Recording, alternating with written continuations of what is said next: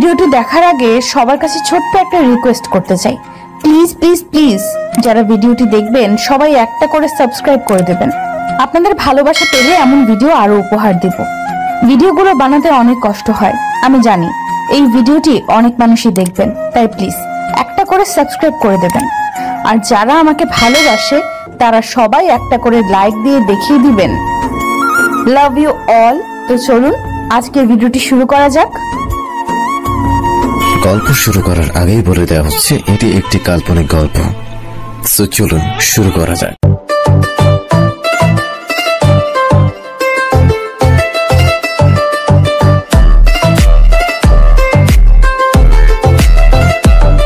ইয়াশ লোকগুলোকে নেহাকে উঠিয়ে আনার জন্য অর্ডার করলো, তারাও তাই করলো।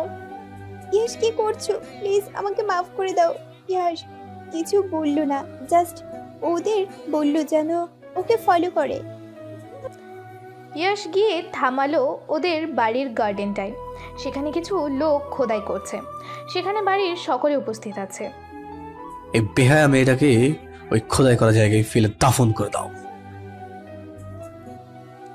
এটা শুনে সেখানে সবাই আঁতকে উঠল। ইয়াশ এটা বেশি হচ্ছে। আপাতত আপনার সাথে কোনো কথা বলতে যাচ্ছি না, আমার থেকে আর আমার পরিবার থেকে অন্তত দূরত্ব বজায় রাখুন। অনিমা বেগম এবার ইয়ানাফ আহমেদের কাছে গেলেন। দেখো তোমার ছেলে কি সব পাগলামি করছে, প্লিজ ওকে থামাও। ইয়ানাফ আহমেদ গিয়ে ইয়াশের সামনে দাঁড়ালো, তারপর ওকে জড়িয়ে ধরে বলল, I am proud of you. মোর ব্যাটারাও যা করেছে তার জন্য। ইয়াশও হেসে সম্মতি জানালো। এতগুলো বছর পর তার বাবার সাথে তার সম্পর্ক ভালো হয়েছে, আর নিশা তো এখানে কেঁদে কেটে একাকার করে ফেলেছে। আরে তুমি কাঁদছো কেন? চিন্তা করো না, তোমার শাস্তিও পাবে। আসলে ব্যায়াম তো তুমি তোমার বোনকে জঘন্য কাজের আইডিয়া দিয়ে তুমি দিয়েছো, তা আমার খুব ভালো করে জানা আছে। তাই আগে তোমার বোনের সাথে নিপটে নিই, তারপর তোমার পালা। রোশনি প্লিজ তুমি তো ইয়াশকে কিছু বলো, আমাকে মাফ করে দাও প্লিজ। শোনো নেহা, তুমি যা করেছো তারপর তোমার জন্য মাপ আসছে না। বলেই রশনি দুই হাত গুজে মুখটা অন্যদিকে ফিরিয়ে নিল।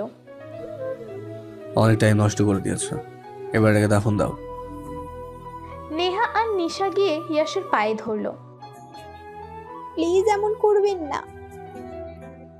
ইয়াশের জাস্ট বিরক্তিকর লাগছে এসব। ইয়াশ ওদের থেকে সরে দাঁড়ালো। আমার কাছে মাপ চেয়ে কি হবে? যার সাথে মেইন অপরাধ করেছো তার কাছে যাও। নিশা আর নেহা গিয়ে রশনির পায়ে ধরলো, রশনিও সরে দাঁড়ালো। তুমি তো মাফির যোগ্যই না। এবার নিশাকে উদ্দেশ্য করে বলল, আর আপনি আমার কাছে নিশ্চয়ই এটা এক্সপেক্ট করবেন না যে আমি ঢং করে বলবো আপনি আমার বড়, আপনার আমার পায়ে হাত দেওয়া মানায় না। আমি চাই না আপনার মতো নিম্ন মানসিকতার মহিলার স্পর্শ আমার পায়ে লাগুক। হঠাৎ সেখানে একটা গাড়ি এসে দাঁড়ায়। কোনো নর্মাল গাড়ি নয়, পুলিশের গাড়ি। তোমাদের আজ সত্যি দাফন করে দিতাম, কিন্তু শুধুমাত্র রশনির কথাই পারলাম না। পুলিশরা একা না, সাথে রাফিও আছে। রাফি ওদের আনতে গিয়েছিল। স্যার অ্যারেস্ট দেন। রাফি তুমিও? হ্যাঁ, তোমরা যা করেছো তার জন্য শাস্তি তো পেতেই হবে। আচ্ছা নিশা, কি না করেছি আমি তোমার জন্য? এত ভালোবাসলাম, তোমার কথায় উঠতাম বসতাম, তোমাকে রানী করে রাখলাম, তারপরও কেন? রাফি নিজেকে আর কন্ট্রোল করে রাখতে পারছে না, তাই সেখান থেকে চলে গেল। তারপর ওরা নেহাকে অ্যারেস্ট করে নিয়ে গেল। রাতে রশনি সব সময়ের মতো বারান্দায় আকাশের দিকে মুখ করে দাঁড়িয়ে আছে। ইয়াশের সব সময় ন্যায় পেছন থেকে এসে রশনিকে জড়িয়ে ধরল, তারপর ওর কানের কাছে মুখ নিয়ে গিয়ে বলল, আই লাভ ইউ। ইয়াশের ঘোর লাগানো কণ্ঠ রশনিকে মাতাল করে তুলছে। রশনি সামনের দিকে ঘুরে ইয়াশকে জড়িয়ে ধরল, তারপর রশনিও ইয়াশের কানের কাছে মুখ লাগিয়ে ফিসফিসিয়ে বলল, I love you too. Yash রশনির কানের নরম অংশে ঠোঁট করে চুমু খেয়ে ওকে কোলে তুলে নিল। রাত 1:56। ফোনে মেসেজ আসার শব্দে রশনির ঘুম ভেঙে যায়। মেসেজটা ওপেন করা মাত্র ওর ঠোঁটের কোণে বাঁকা হাসি ফুটে উঠল। রশনি একবার ইয়াশকে দেখে নিল। ইয়াশ নিশকে বুকের উপর নিয়ে বেঘুরে ঘুমাচ্ছে। যেটার জন্য আমি এতগুলো বছর ধরে অপেক্ষা করেছি তা আজ পূরণ হতে চলেছে। আমাকে ক্ষমা করে দেবেন স্যার, কিন্তু আমার এখন যেতে হবে। রশনি আর সময় নষ্ট না করে উঠে রেডি হয়ে নিল। তারপর ওর কভার থেকে গানটা বের করে বুলেট প্রুফ জ্যাকেটটায় ডান সাইডের গান রাখার জায়গাটায় রেখে দিল। যাওয়ার আগে একবার নিশ আর ইয়াশকে দেখে নিল। তারপর চুপি চুপি বাড়ি থেকে বেরিয়ে গেল। সেন্সলেস হয়ে হাত পা বাঁধা অবস্থায় চেয়ারের মাঝবয়সী একটা লোক বসে আছে। তার বরাবর সামনের চেয়ারেই রশনি বসে আছে। মুখে তার হিংস্রতার ছাপ স্পষ্ট। লোকটার একটু একটু করে জ্ঞান ফিরে আসছে। লোকটা আধো আধো করে চোখ খুলছে।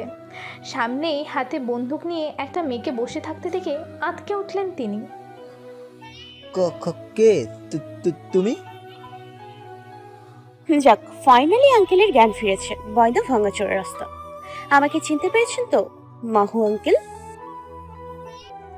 লোকটার নাম মাহফুজ, কিন্তু রশনি ছোট্টবেলায় মাহু আঙ্কেল বলে ডাকত।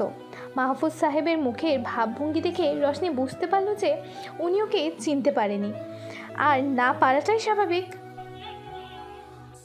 ও চিনবেন কিভাবে? আপনি তো আমাকে সেই ছোটবেলায় দেখেছিলেন। কিন্তু আঙ্কেল, আমি কিন্তু আপনাকে বেশ চিনে গেছি। আচ্ছা আচ্ছা, দাঁড়ান, বেশি কনফিউজড হতে হবে না, আমি পরিচয় দিচ্ছি। লোকটা ভ্রুকুচকে ওর দিকে তাকালো, হয়তো চেনার চেষ্টা করছেন। রশনি বলল, রশনি এনায়েত খান, খান ইন্ডাস্ট্রিজের একমাত্র উত্তরাধিকারী। রশনির কথা শুনে উনি পুরো থমকে গেলেন। সময়টা যেন সেখানেই থেমে গেল। এইটা সেই ছোট্ট মেয়েটি এককালে কত কোলে করে ঘুরিয়েছিলেন, কত চকলেট আইসক্রিম কিনে ওর হাতে দিয়েছিলেন, আর আজ সেই হাতগুলোর মাঝে পিস্তল আবদ্ধ করে তার সামনে বসে আছে। মাহফুজ সাহেবের চোখে ভিজে এলেন। আছেন নাকি? কাঁদুন কাঁদুন, এত বছর পর দেখা হলো, তাই এখন একটু আবেগে ঠেলবে, এটাই স্বাভাবিক। কিন্তু কি জানেন, এগুলো দিয়ে আজ কোনো লাভ হবে না।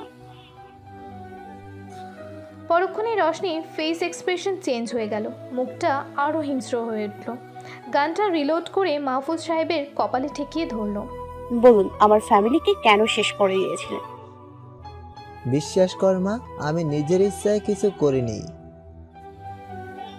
এই, একদম নাকামি করবেন না। আমি সব জানি। সেদিনের অ্যাক্সিডেন্টটা আপনি ইচ্ছে করে করেছিলেন। আমাকে দিয়ে অ্যাক্সিডেন্টটা করানো হয়েছিল, আর বলা হয়েছিল যদি আমি সেটা না করি তাহলে আমার মেয়ে আর বউকে মেরে ফেলবে। কে করেছিল? শাহিদ চৌধুরী। না, এই আমার মামার নামে একদম বাজে কথা বলবেন না। উনি আমাকে ছোট থেকে নিজের মেয়ের মতো মানুষ করেছেন, আর উনি কিনা আমার মা বাবাকে মারতে চাইবেন? এই সত্যিটা বলুন, না হলে কিন্তু ট্রিগার প্রেস হয়ে যাবে। এটাই সত্যি। সেদিন বাড়ির সবাই বাইরে ঘুরতে যাওয়ার কথা ছিল। আমিও প্রত্যেক দিনের মতোই গাড়ি পরিষ্কার করছিলাম। তখন শাহিদ চৌধুরী এসে আমাকে বললেন যেন আমি ইচ্ছে করে অ্যাক্সিডেন্ট করে দেই। আমি খুব অবাক হয়েছিলাম তার কথা শুনে। এই ভালো মানুষের মুখোশের পিছনে যে এমন একটা জঘন্য মানুষ আছে তা আমি ভাবতেও পারিনি। আমি তাকে এই কাজ করতে না করে দেই, আর তখনই তিনি আমাকে হুমকি দেন যে এটা না করে নাকি আমার সাথে আমার পরিবারকেও শেষ করে দিবে। তাই আমি করতে বাধ্য হই। আমি তো শুধু একজন সাধারণ ড্রাইভার ছিলাম তোদের বাড়িতে। আমি কেন এগুলো করতে চাইবো বল? বিশ্বাস কর, আমি সব কিছু তার কথাতেই করেছি। এগুলো শোনার পর রশনির যেন কেমন নিজেকে পাগল পাগল লাগছে। যাকে ছোট থেকে এত বিশ্বাস করলো, নিজের বাবার স্থান দিল, আর তার ব্যাপারে এমন একটা সত্যি রশনি মেনে নিতে পারছে না। আমি কিভাবে মেনে নিব যে আপনি সত্যি বলছেন? তাহলে চল তার কাছে, আমাকে দেখে নিশ্চয়ই উনি স্বীকার করতে বাধ্য হবেন। রশনি আর মাহফুজ সাহেব শাহিদ চৌধুরীর বাড়ির দরজার বাহিরে দাঁড়িয়ে আছেন। রশনির কখনো ভাবতেও পারেনি যে তার মামার বাসায় এমন একটা কারণের জন্য আসবে। রশনি একটা গভীর নিঃশ্বাস নিয়ে দরজায় নক করল। কিছুক্ষণ পর বেশ বিরক্তি নিয়েই নাইমা বেগম এসে দরজাটা খুলে দিলেন। কিছুক্ষণ পর বেশ বিরক্তি নিয়ে নাইমা বেগম এসে দরজাটা খুলে দিলেন। কি রে, এত রাতে তুই? রশনি কিছু না বলে ভিতরে ঢুকে গেল। ভেতরে গিয়ে জোরে জোরে চিৎকার করে শাহিদ চৌধুরীকে ডাকতে লাগলো। এমন টাইমে তার নাম নিয়ে কে ডাকছে তা দেখার জন্য শাহিদ চৌধুরী নিচে গেলেন। আর গিয়ে রশনিকে দেখে উনিও বেশ অবাক হলেন। ওর ডাক শুনে নাহিদও নিচে চলে এসেছে। এই সময় তুই কোথা থেকে আসলি? চিনতে পারছো ওনাকে? শাহিদ চৌধুরী পেছনে দাঁড়িয়ে থাকা লোকটাকে দেখে যেন কিছুটা ঘাবড়ে গেলেন। আরে এই যে মাহফুজ। দেখুন, আমি রোশনিকে সবই বলে দিয়েছি আপনার কুকর্মের কথা, তাই এবার ভালো মানুষের মুখোশটা খুলুন। মাহফুজ, তুমি এসব কি বলছো? কেন, আপনি সেদিন বলেননি যদি আমি ইচ্ছে করে অ্যাক্সিডেন্ট না করাই তাহলে আমার পরিবারকে শেষ করে দিবেন? আমার নিজেরই ভাই বোনদের মারতে চাইবো আমি? তা কি করে হয়? শাহিদ চৌধুরীর কথা শেষ হতে পারল না।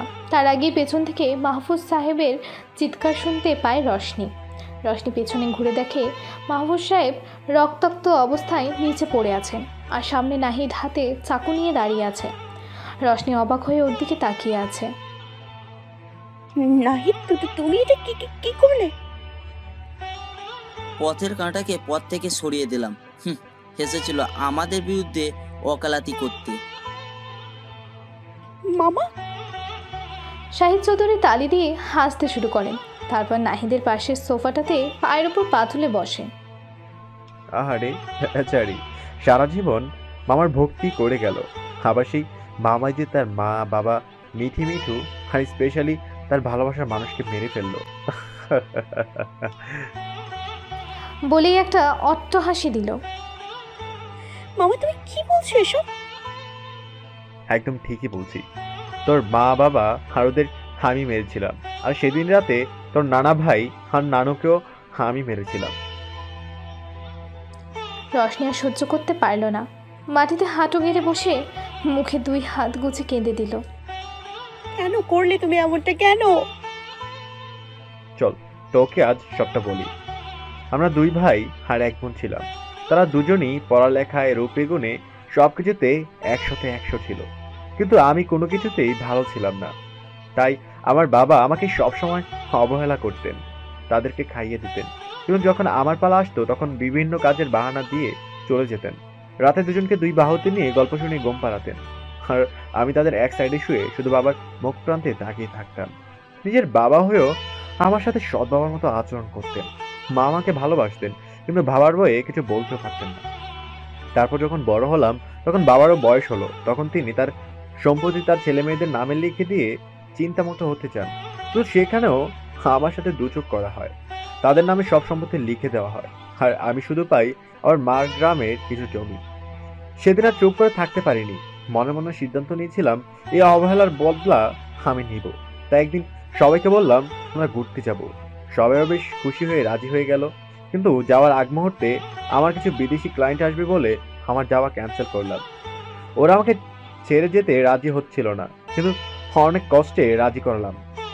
তারপর হঠাৎ তোরও শরীর খারাপ করলো, তাই তোকেও নিজের কাছে রেখে দিলাম, এই ভেবে যে বড় হলে তোকে আমার নাহিদের সাথে বিয়ে দেব, কারণ ওরা বেঁচে না থাকলে সব সম্পত্তি তুই পাবি, আর খান ইন্ডাস্ট্রিও।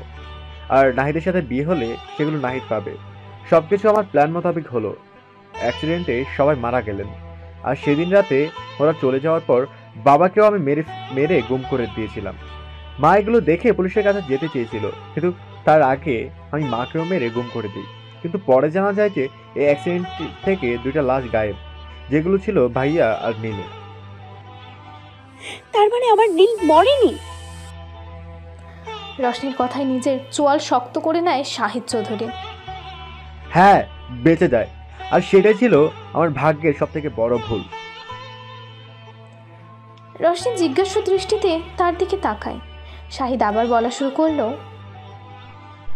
জানি না সেদিন কিভাবে তারা বেঁচে যায়, কিন্তু ফিরে এসে আবার বাবার সম্পত্তি নিজের নামে করে নেয়।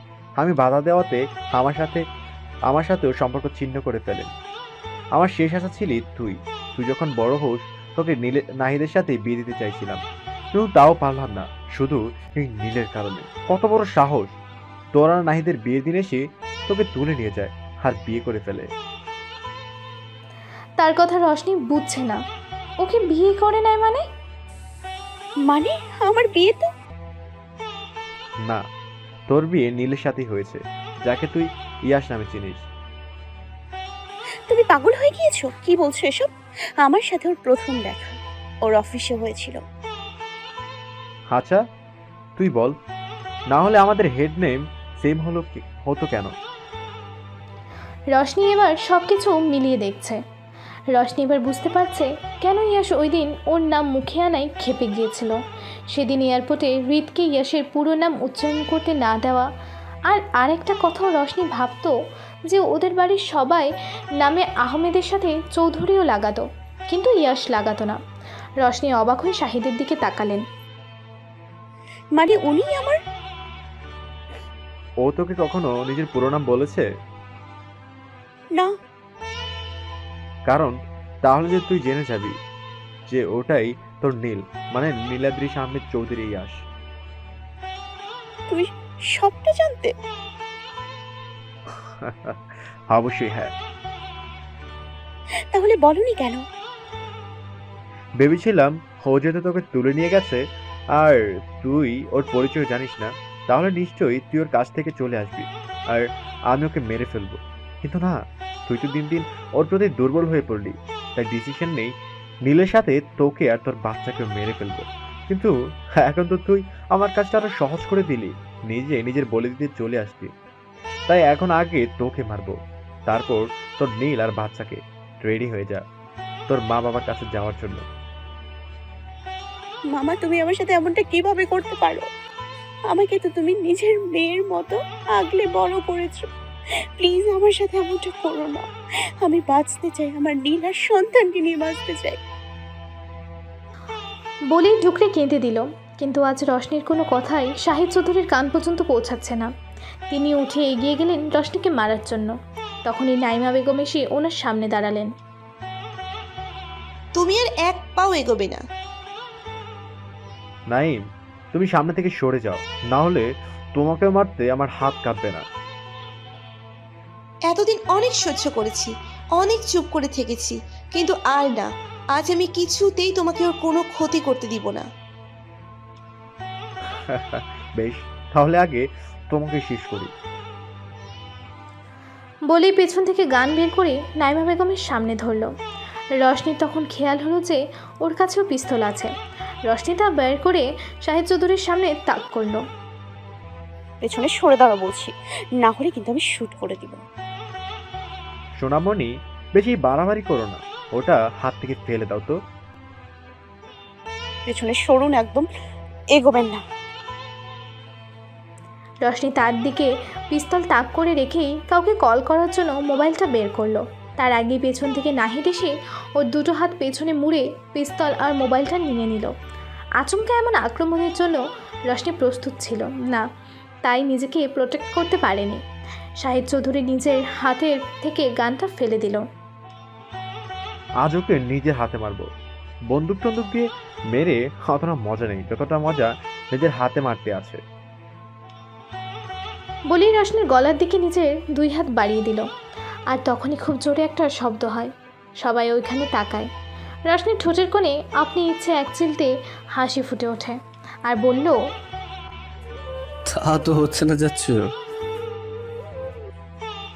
শাহিদ চৌধুরী সেদিকে তাকিয়ে, নীল থাকতে তার রশনিরকে কেউ ফুলের টোকাও দিতে পারবে না।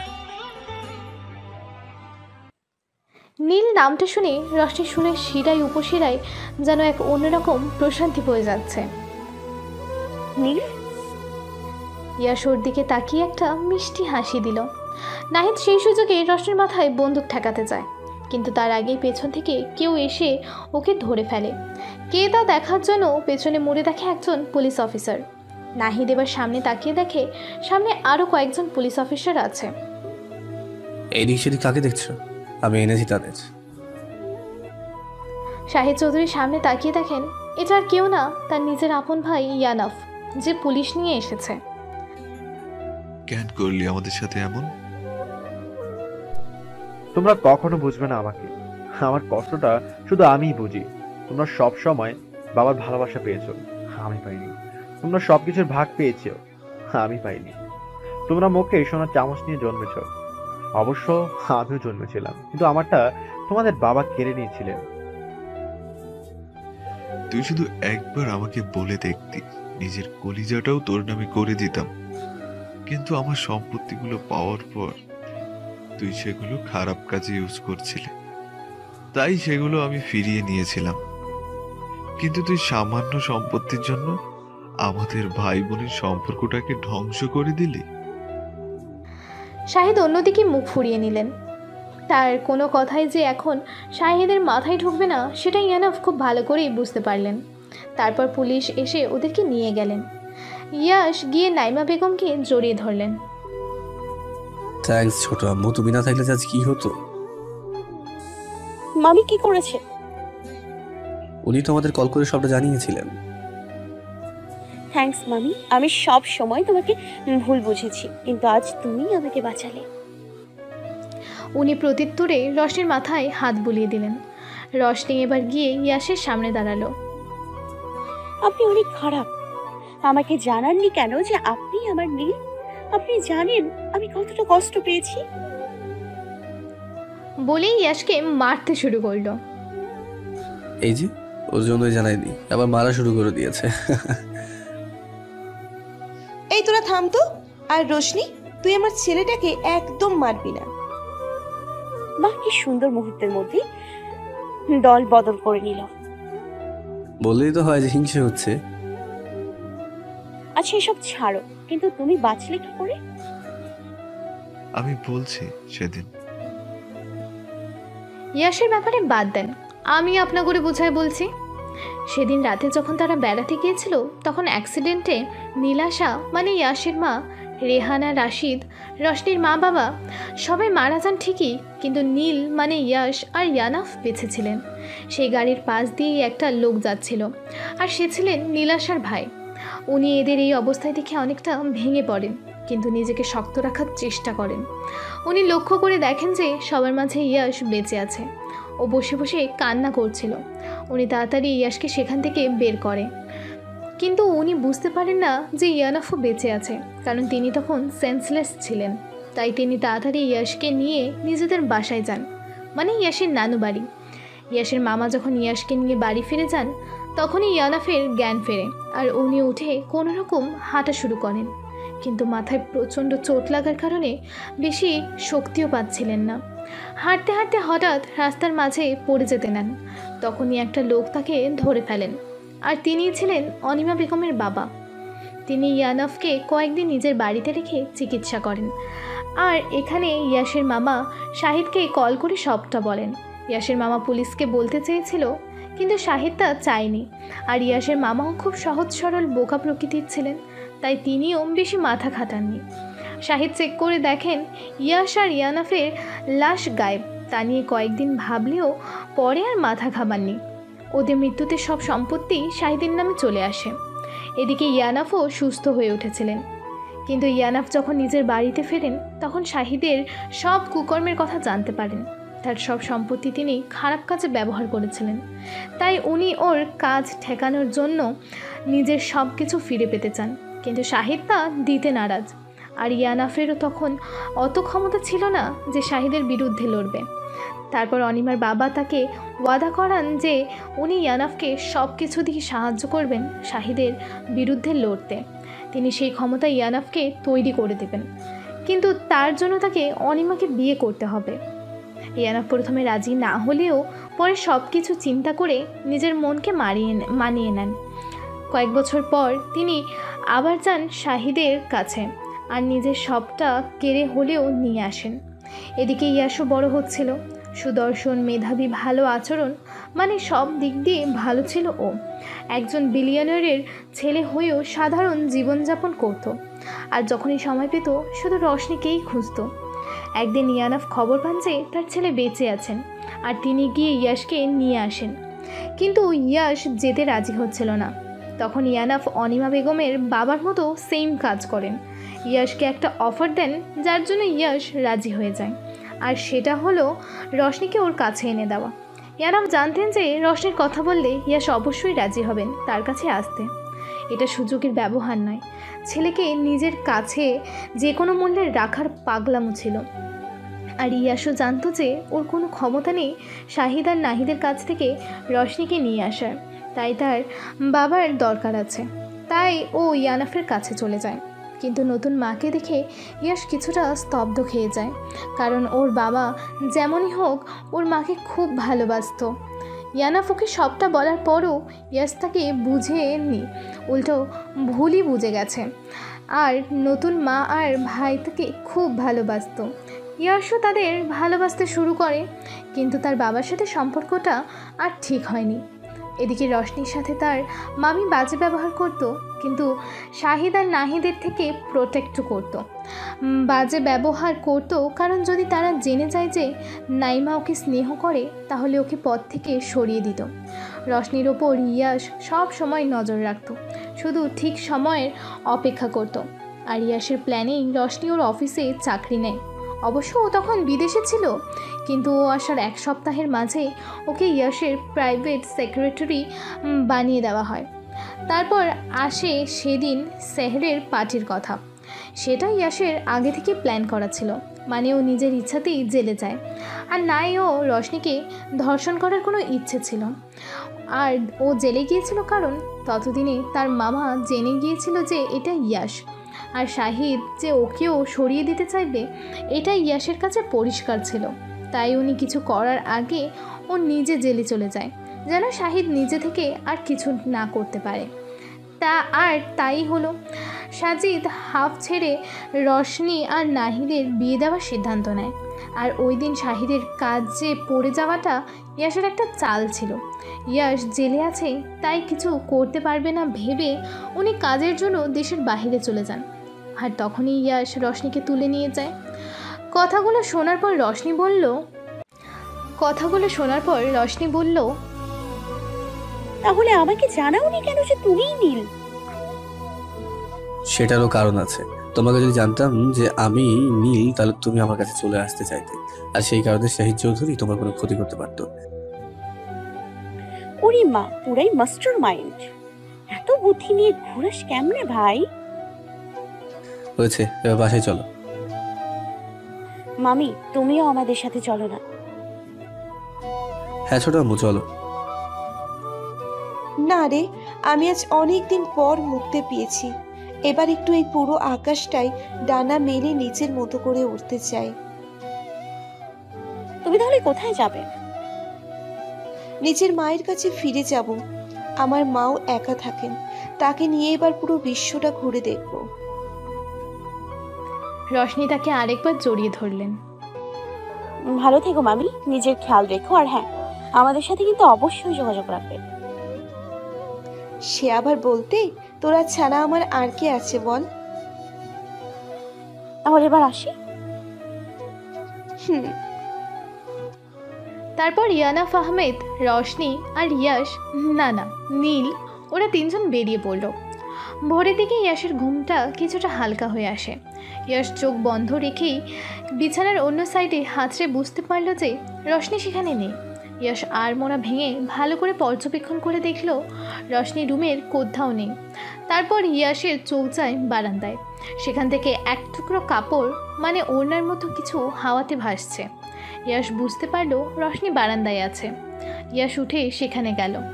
রশনি দেয়ালের সাথে মাথা ঠেকিয়ে বসে আছে। ইয়াশ গিয়ে ওর পাশে বসলো। রশনি বুঝেও কোনো রিয়্যাক্ট করলো না। ইয়াশ গিয়ে ওর আরেকটু কাছে বসলো। তারপর ওর মাথাটা নিজের কাঁধের উপর রাখলো। রশনি ওর হাতটা নিজের মাঝে জড়িয়ে নিল। এত বাধা বিপত্তি ঝড় খড় পেরিয়ে শেষে রশনি নীলের হলো। রশনি নীলকে জড়িয়ে ধরে কেঁদে দিল। কি হলো জান, তুমি কাঁদছো কেন? এখন তো আমাদের হাসার সময়। দেখো সবকিছু ঠিক হয়ে গিয়েছে, আমরা আবার এক হতে পেরেছি। তার জন্য আমি খুব খুশি। কিন্তু নীল, এই পৃথিবীতে আমার আপন বলতে আর কেউ রইল না। যাকে ছোট থেকে নিজের বাবার মতো ভালোবাসতাম, সে কিনা আমাদের সাথে এমনটা করলো। নীল, আজ আমার পৃথিবী থেকে বিশ্বাস নামের শব্দটা উঠে গেল। আমি মনে হয় না আর কখনো কাউকে বিশ্বাস করতে পারবো না। প্লিজ কখনো আমাকে ছেড়ে যেও না। ইয়াশ রশনিকে আরো জোরে আঁকড়ে ধরল। কখনো ছাড়বো না। ইয়াশ তারপর রশনির মুখটা উঁচু করে ওর চোখের পানি মুছিয়ে দিল। তোমার জন্য একটা জিনিস আছে, দেখবে চলো।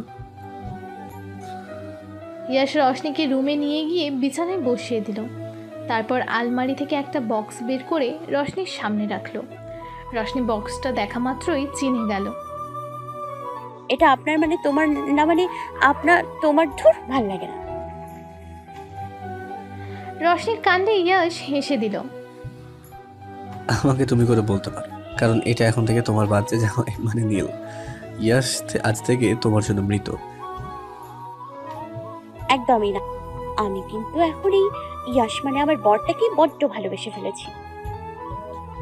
গাল টেনে ছেড়ে দেবো অন্য ছেলের নাম মুখে আনলে। ওটাও তো আমি। এবার বলো এটা কোথায় পেলে? তুমি যখন এটা জানলা দিয়ে ফেলে দিয়েছে তখন এটা আমারই মাথার উপর পড়ে। ভাগ্য ভালো যে হালকা ছিল, না হলে তোমার আক্রমণে সেখানেই খালাস হয়ে যেতাম। যাই হোক, এটা পাওয়ার পরে এটাকে আমি আমার সাথে নিয়ে আসি, আর একটা ঠিক সময়ের অপেক্ষা করছিলাম তোমাকে ফিরিয়ে দেওয়ার। রশনি বক্সটা হাতে নিল। এটার উপর B+P লেখা, মানে বাচ্চা জামাই আর পিচ্চি বউ। ছোটবেলায় ওরা একে অপরকে এই নামেই ডাকতো। রশনি বক্সটা পাশে রেখে ইয়াশকে গিয়ে জাপটে ধরে। Thank you so much. For what? For everything. দুইজন দুইজনকে আরো জোরে চাপটিয়ে ধরে। 24 বছর পর এই এতগুলো বছরে বদলে গেছে অনেক কিছু। ইয়ানাফ আহমেদের ইচ্ছেতে ইয়াশ আর রশনি ধুমধাম করে আরেকবার বিয়ে করেছে। ইয়াশ আর রশনির ঘর আলো করে একটা পরিও এসেছে। অনিমা বেগমও রশনিকে মেনে নিয়েছে। শুভ আর অনুরও যমজ বাচ্চা হয়েছে, এক ছেলে এক মেয়ে। শাহিদ চৌধুরী এখন আর পৃথিবীতে নেই। নাহিদ জেল থেকে পালাতে গিয়ে অ্যাক্সিডেন্টে নিজের এক পা হারিয়েছে। নিশা আর নেহারও উচিত শিক্ষা হয়েছে। নিশা ব্রেন টিউমারে ভুগছে, আর নেহাও স্কিন ক্যান্সারের মতো ভয়াবহ একটা রোগে ভুগছে। এখন সে তার নিজের চেহারা নিজেই আয়নাতে দেখে ভয় পায়। এই কয়েক বছরে বদলেছে অনেক কিছুই, কিন্তু নীল আর রশনির ভালোবাসা তেমনটাই রয়ে গেছে, বরং আরও বেড়েছে। বর্তমান এই থাপ্পড়গুলো মাত্র সাইসার গালে পড়ল, আর থাপ্পড়গুলো যিনি মেরেছেন তিনি আর কেউ না, স্বয়ং ইয়াশের গুণধর পুত্র নিশ। এত জোরে জোরে থাপ্পড় খেয়ে সাইসার মাথাটা পুরো ঘোরাচ্ছে। যারা সাইসা কে তা নিয়ে কনফিউজড তাদেরকে বলে দেই, এটা হলো শুভর মেয়ে। সাইসা, তুই কবুল বলবি নাকি আমি আরেকটা থাপ্পড় মারবো?